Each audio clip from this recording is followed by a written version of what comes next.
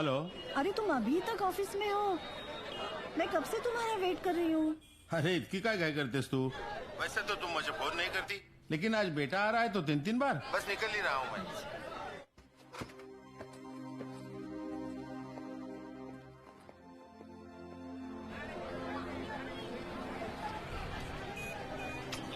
अहो किती वेळ लावला तुम्ही? बरं चल आता। हे घ्या, आपको पता है ना घर में और कितने काम बाकी है। क्यों परेशान हो रही हो? जानता हूँ तुम वीर को बहुत मिस करती हो। अब कुछ दिन यही हमारे पास रहेगा वो। 12 मार्च 1993 मुंबई में 12 अलग जगहों पे बम ब्लास्ट हुए। पहली बार देश ने ऐसा आतंकी हमला देखा और इन ब्लास्ट ने मुंबई पुलिस और आम आदमी को उस चीज से वाकिफ करवाया जिसने हिंदुस्तान को हिला कर रख दिया, RDX। मुंबई पुलिस इस केस पर दिन रात काम करती रही और जिस ऑफिसर ने कई सस्पेक्ट्स को अरेस्ट करके सिर्फ 48 घंटों में इस केस को सॉल्व किया वो थे इंस्पेक्टर कबीर शुरफ। मगर सर सुनने में आ रहा है इस ब्लास्ट के पीछे मास्टरमाइंड बिलाल अहमद और टाइगर इंडिया छोड़ के जा चुके हैं। जर्नलिस्ट की ये खबर बिल्कुल सही थी। ब्लास्ट से 2 दिन पहले टाइगर और बिलाल देश छोड़कर भाग चुके थे। टाइगर ईरान चला गया और बिलाल अहमद POK उमर हफीज के पास। उमर हफीज ISI के सारे गैर कानूनी काम करता था और 93 ब्लास्ट के बॉम्बर्स को एक्सप्लोजिव बनाने की ट्रेनिंग भी उमर के जरिए ही दी गई थी। हमने ये भी सुना है कि मुंबई में 1000 किलो RDX लाया गया था, जिसमें सीरियल ब्लास्ट में सिर्फ 400 किलो यूज हुआ है और 600 किलो अब भी मिसिंग है। क्या ये इन्फॉर्मेशन सही है? किसी को नहीं पता था कि इन्फॉर्मेशन सच थी या एक अफवाह, मगर सिर्फ कबीर श्रॉफ जानता था कि वो 600 किलो RDX इंडिया में ही कहीं दफन है और उसे दफन करने वाला कोई और नहीं, बिलाल अहमद है।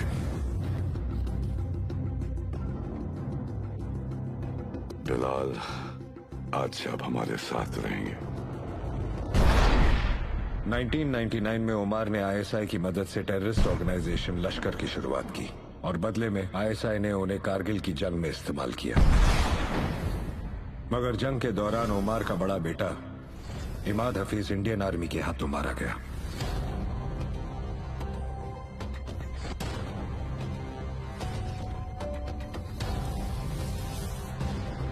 इमाद की मौत की खबर सुनकर उमर के छोटे बेटे रियाज और रजा लंदन से अपनी पढ़ाई छोड़कर फौरन मुजफ्फराबाद लौट आए।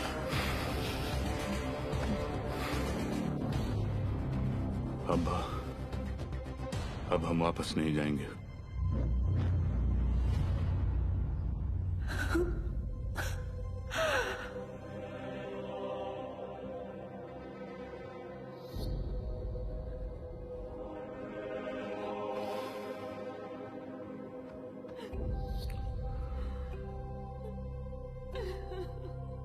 मैं आपसे वादा करता हूं भाभी कि सरहद पार कोई भी महफूज नहीं रह पाएगा। एक हफ्ते बाद मोहाली में इंडिया और पाकिस्तान का क्रिकेट मैच है और आप सभी का इंडिया जाने के लिए 2 दिन का वीजा इशू किया जा चुका है। आप सब इंडिया जाएंगे जरूर, पर कभी वापस नहीं लौटेंगे। वहाँ मेरा एक दोस्त है कादर उस्मानी, उसने आप सब के लिए अलग अलग शहर में रहने और काम करने का इंतजाम किया है। थे तो ये सारे पाकिस्तानी, लेकिन इंडिया में हिंदुस्तानी पहचान के साथ आम आदमी की तरह जिंदगी बिता रहे थे। ये हमारे आसपास हर जगह मौजूद थे और कोई भी हो सकते थे। शायद आपकी बिल्डिंग का वॉचमैन या फिर आपके ऑफिस में काम करने वाला एक एम्प्लॉय। इन्हें पहचानना और पकड़ना पुलिस के लिए बहुत मुश्किल था, क्योंकि जब तक इनका कमांडर इन्हें ऑर्डर ना दे तब तक ये किसी को कोई तकलीफ नहीं पहुंचाते थे। आज के बाद आपका सिर्फ एक ही कांटेक्ट होगा, आपका एरिया कमांडर इन चीफ रियाज।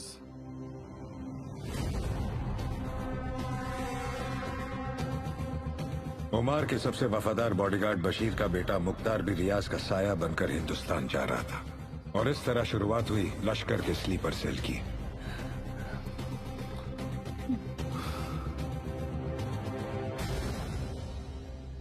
मैंने और रजा चाचू ने अपनी जिंदगी के सबसे बेहतरीन साल लंदन यूनिवर्सिटी में गुजारे हैं। अब तो तुम भी वहां पढ़ने जा रहे हो, खूब मन लगाकर पढ़ना।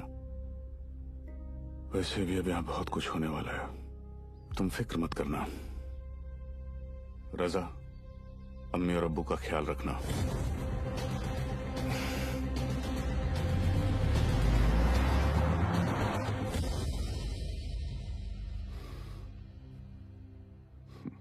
क्या सोच रही हो? सोच रही हूँ कि ये सब कब खत्म होगा। ये सोचना चाहिए कि इसकी शुरुआत कहां से हुई। 60 साल पहले कुछ जाहिल और सियासत के लालची लोगों ने मजहब के नाम पर बंटवारा किया। उसकी सजा मिली हम जैसे लोगों को। खानदान को धक्के मारकर अपने घर से, अपने मुल्क से निकाल दिया गया। 5 साल के बच्चे के सामने उसके वालिद का गला काट दिया गया। उसकी अम्मी की जान ले ली, उसकी बहन के साथ। यहाँ आने के बाद भी लोगों ने उसे सिर्फ एक मुहाजिरी कहा। वो 5 साल का बच्चा मैं था। मगर ये सब करके क्या हासिल होगा? कुर्बानी तो देनी पड़ेगी, वरना हम में और उन सियासतदानों में क्या फर्क।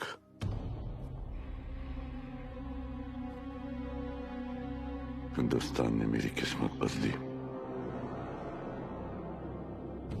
अब मैं हिंदुस्तान की किस्मत पलट दूंगा। अगर हमारे बुजुर्गों ने इस बात पर अमल किया होता तो उनकी गलतियों का हर्जाना आज हमें नहीं भरना पड़ता।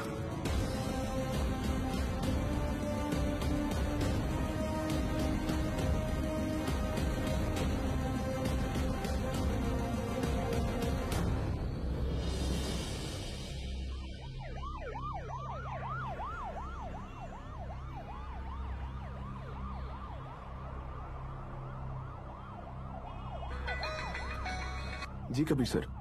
सीएम सर तुम्हारे साथ हैं? हाँ सीएम सर साथ में ही है। फोन दो। Sir joint CP Kabir Shroff. हाँ कबीर। सर 3 घंटे से आपको फोन करने की कोशिश कर रहा हूँ। वो मैं फ्लाइट में था। बोलो क्या काम है? कुछ अर्जेंट बात करनी थी आपसे। अभी मिलने आ सकता हूँ? Actually I am on the way. मैं आ जाता हूँ ATS headquarters.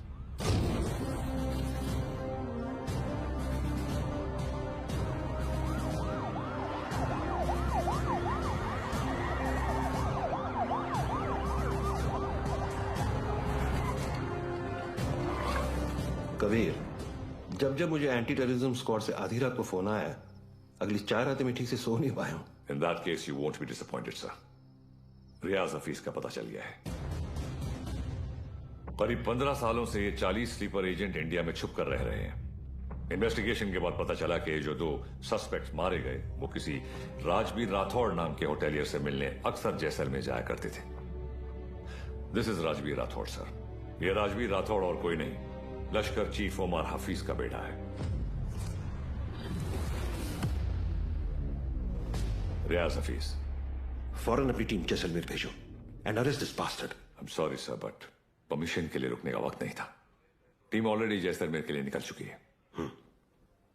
And who is leading the team? Suryavanshi, Veer Suryavanshi. वो पागल?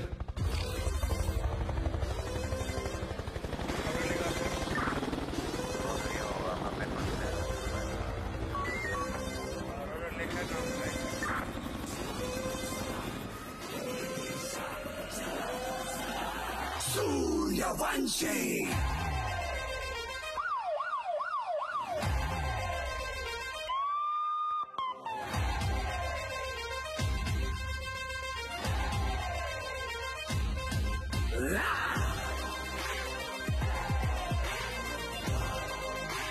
Suryavanshi!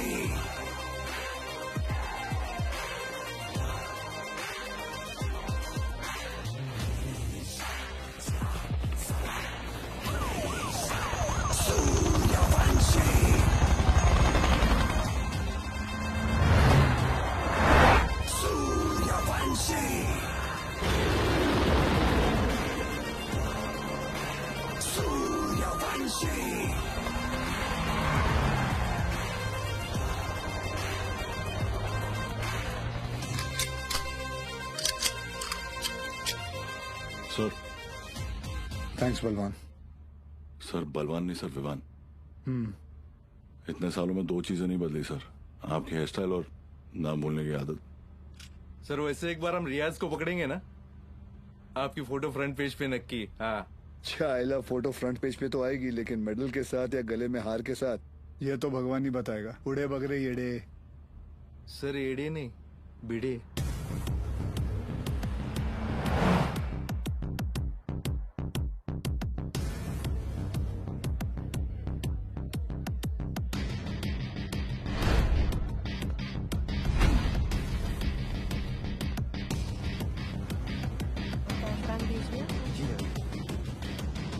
आई मस्ट से कि पूरे जैसलमेर में मैंने इतना अच्छा खाना नहीं खाया। Thank you very much. आप यहाँ की ओनर हैं? जी, ये रेस्टोरेंट में और मेरे हस्बैंड चलाते हैं। Oh okay. राजवीर, क्या हुआ? ये कह रही हैं कि इन्हें हमारे रेस्टोरेंट का खाना बहुत पसंद आया। बहुत। Thank you. उम्मीद करता हूँ आप यहाँ दोबारा जरूर आएंगी। जरूर आऊंगी। क्या मैं आप लोगों के साथ एक सेल्फी ले सकती हूँ? Sure. Thank you so much. Thank you.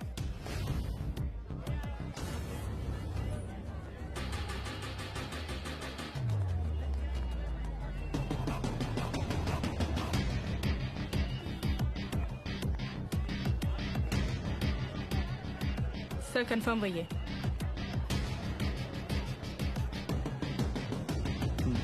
Local police को इतला कर दो। Yes sir.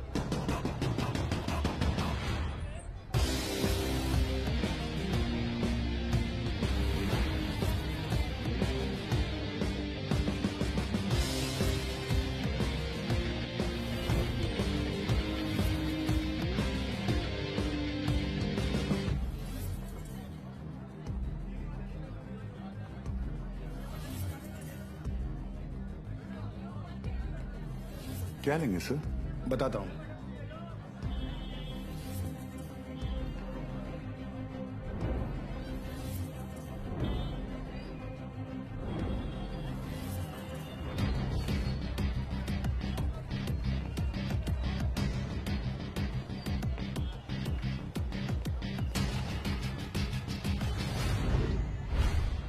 आरपीजी।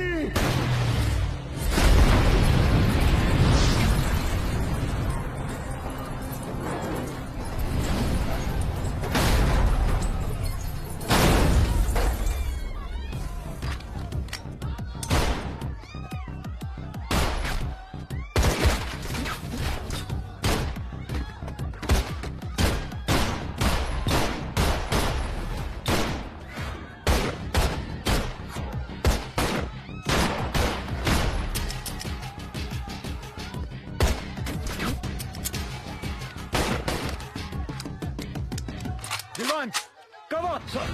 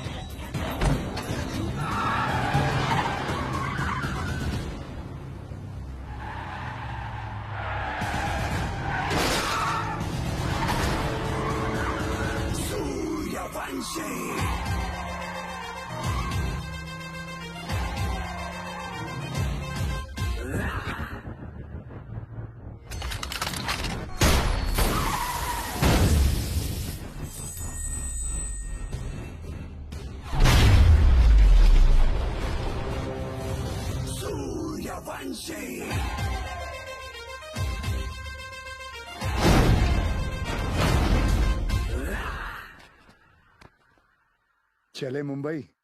हाँ,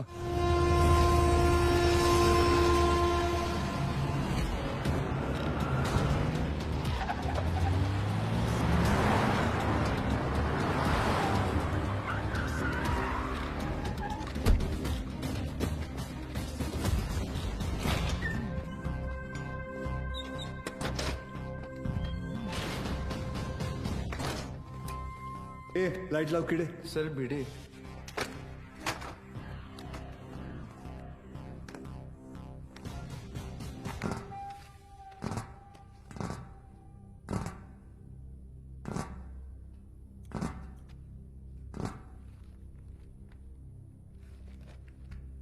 सेंट्रल एजेंसी के हिसाब से तुम लश्कर चीफ उमर हफीज के बेटे हो।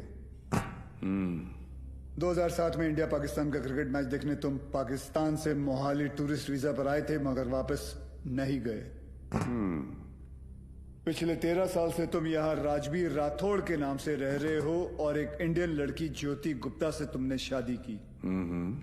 सेंट्रल एजेंसी की रिपोर्ट में तुम्हारा इन्वॉल्वमेंट 2011 मुंबई ट्रेन ब्लास्ट, उसके बाद Pune bakery, Bangalore bus stand, Srinagar military base, Chennai, Ahmedabad, Srinagar के बाद अहमदाबाद।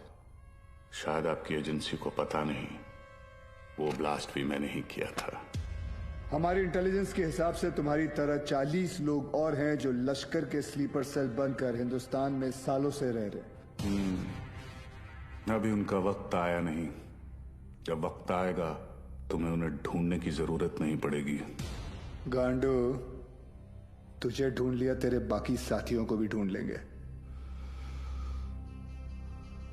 क्या मिलता है ये सब करके? आपको क्या मिलता है जब आप अपनी ड्यूटी करते हैं?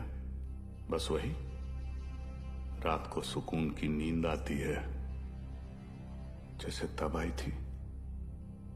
ताज 26/11 याद है ना? ज्यादा हीरोगिरी दिखाएगा ना तो तुझे ठोक के इधर ही इस सेफ हाउस के नीचे गाड़ दूंगा। ना यहाँ हिंदुस्तान में किसी को पता चलेगा और ना तेरे बाप को पाकिस्तान में खबर पहुंचेगी।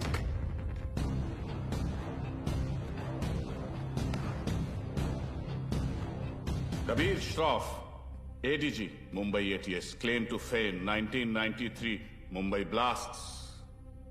सुना है सिर्फ 2 दिनों में पूरा केस सॉल्व कर दिया था आपने। सिर्फ टाइगर और बिलाल आपके हाथों से बच निकले। काफी जानकारी है तुम्हें मेरे बारे में, मगर हम भी जानते हैं कि 93 के बाद बिलाल तुम्हारे अब्बा की गोद में जाके बैठ गया है। भाईजान, मैं इनसे कहती रही कि ये गलत है, और अब रियाज इंडियन गवर्नमेंट की गिरफ्त में है। पता नहीं अब क्या करेंगे मेरे बेटे के साथ।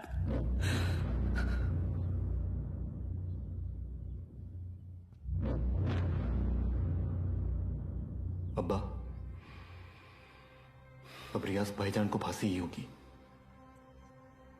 वो हिंदुस्तानी उन्हें नहीं छोड़ेंगे। हिंदुस्तान की 2 कौड़ी की रस्सी में इतनी ताकत नहीं कि रियाज हफीज को मार सके। उसमें हमारा खून है, सिपाही है वो। मरेगा तो सीने पे गोली खाकर मरेगा। 93 ब्लास्ट केस सॉल्व करने का जितना सेटिस्फैक्शन है ना मुझे, उतना ही रिग्रेट भी कि मैं बिलाल को पकड़ नहीं पाया।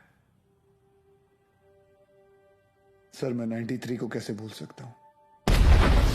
उन धमाकों में ही तो मैंने मेरे माँ बाप को खो दिया।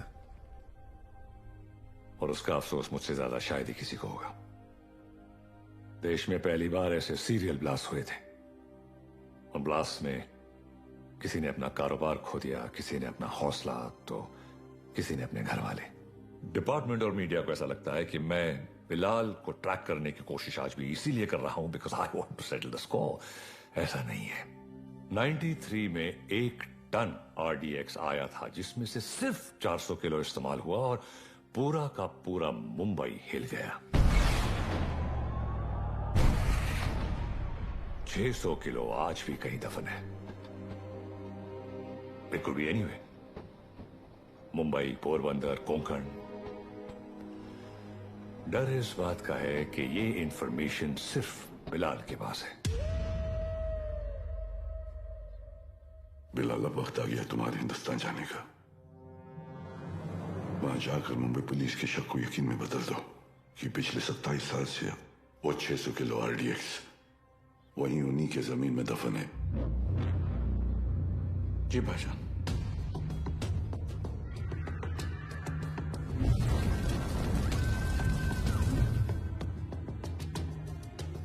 रजा,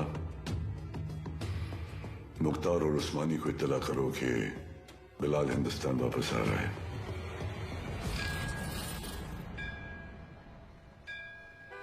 विद्या, तुम घर चलो, मैं गैराज बंद करके आता हूँ। रोज की तरह देर मत करना, जल्दी आना। हाँ ठीक है। विवेक, तुम्हारे गैराज गया था तो पता चला कि तुम यहाँ पर हो। यार, तुम गाड़ी तो ठीक कर देते हो मगर पैसों की बात तो करते ही नहीं। आप क्यों चिंता कर रहे हैं? मुझे पता है आपके पैसे कहीं नहीं जा रहे। आजकल किसी पर भी इतना भरोसा नहीं करना चाहिए। ये पैसे रखो। एक बात बताओ, तुम्हारी दोनों उंगलियां कटी कैसे? ये अफगानिस्तान में वॉर के दौरान इन्हीं हाथों से बॉम्ब ब्लास्ट किया था। तुम भी ना कुछ भी बोलते हो। काय पण बोलता तुम्ही?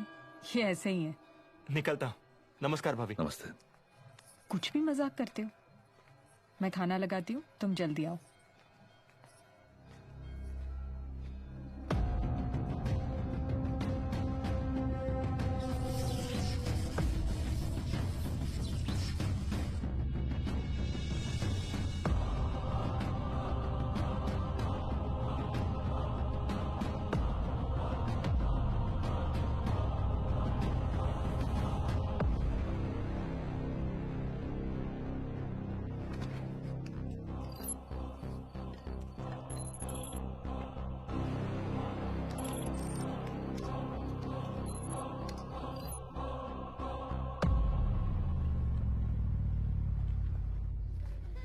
Thank you so much sir, आपने मेरा ट्रांसफर अपने डिपार्टमेंट में करवा दिया।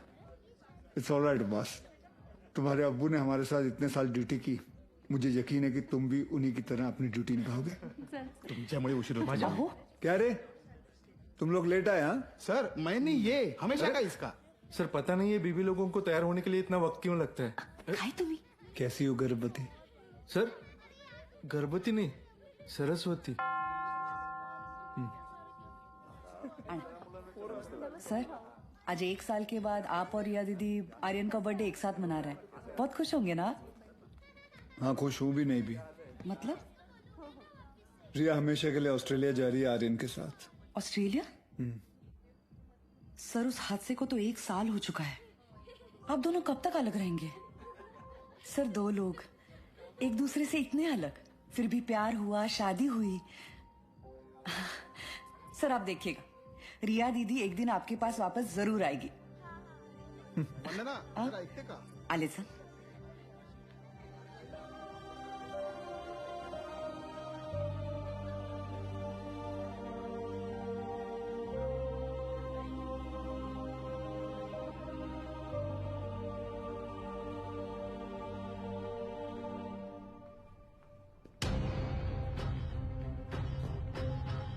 मैम, वो Get the team ready. Okay ma'am.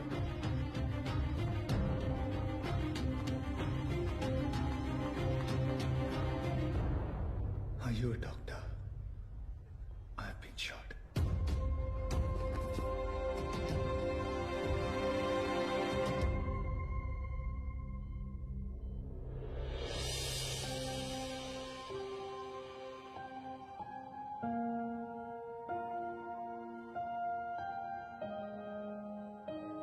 आप कैसा फील कर रहे हो? Much better. Good. Good morning sir. Good morning sir. Good morning. Tunde का क्या हुआ, पता चला कुछ? ढूंढे नहीं सर, मुंडे ढूंढ रहे साले को। आप पर गोली चलाई है, छोड़ेंगे नहीं उसे। मुझे अब डिस्चार्ज कब करेंगे? मुझे ड्यूटी पे जाना है। अपनी हालत देख रहे हो तुम? मतलब क्या, मतलब छोटी मोटी चोट है, ठीक हो जाऊंगा 2 दिन में, you can just leave me. हाँ, छोटे मोटे घाव से कुछ फर्क नहीं पड़ता हमारे सर को। ड्यूटी के लिए तो अपने जान की बाजी लगाते हैं सर। अच्छा, वैसे अगर बुलेट 2 इंच ऊपर लगती तो बाजी लगाने के लिए तुम्हारे सर की जान ही नहीं बचती। ये पुलिस स्टेशन नहीं है, हॉस्पिटल है, और डॉक्टर मैं हूं, तो जब मैं बोलूंगी तब तुम्हें डिस्चार्ज मिलेगा। I hope that's understood.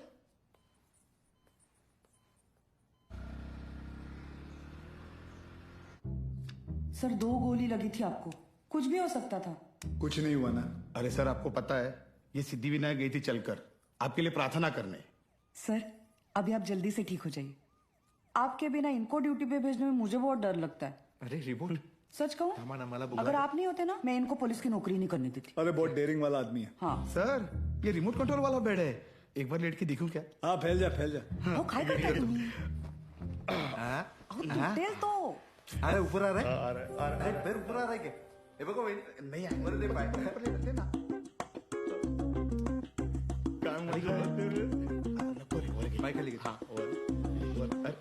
कैसा फील कर रहे हो? अरे एकदम मस्त। अच्छा, और पेशेंट कौन है?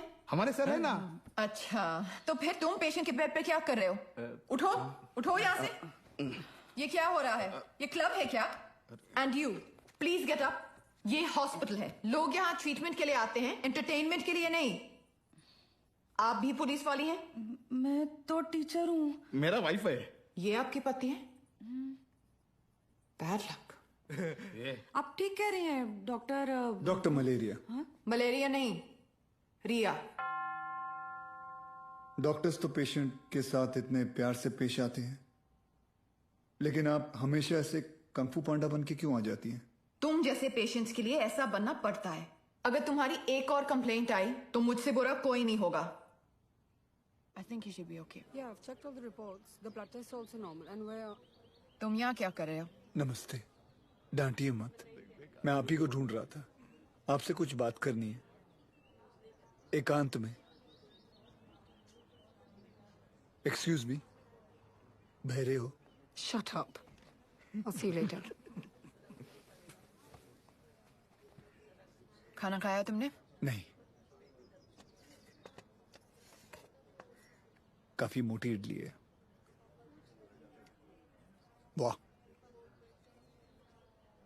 ये लोग ना आपको खामखा खूसट पकाऊ खड़ूस समझते हैं।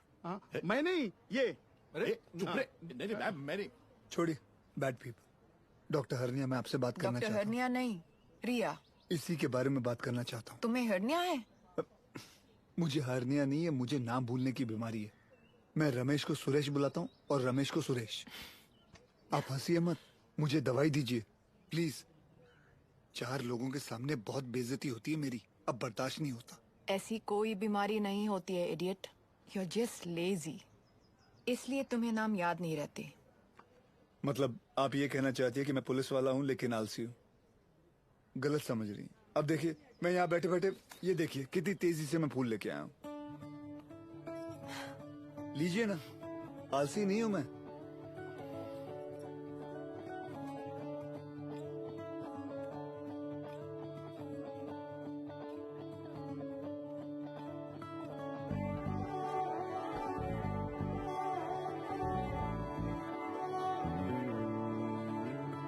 तुमसे दिल जब से मिला है, कोई तो वजह है, इश्क हुआ है।